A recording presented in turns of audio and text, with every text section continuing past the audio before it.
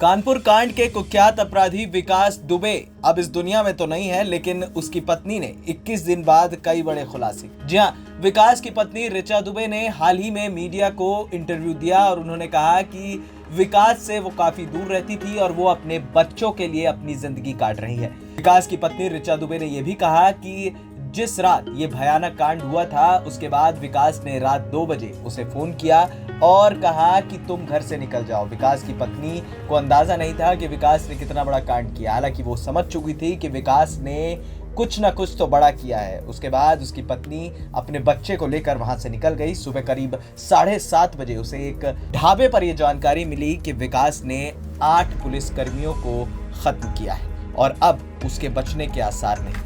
लेकिन इसके बाद विकास की पत्नी ने एक और बड़ा खुलासा किया। उसने साफ कहा कि विकास का जब एक्सीडेंट हुआ था कुछ साल पहले, उसके बाद वो एक बीमारी का शिकार हो गया था। हालांकि इस बात में कितनी सच्चाई है ये तो विकास की पत्नी ही बता सकती है। उसका साफ कहना था कि विकास दुबे एंजाइटी का शिकार था।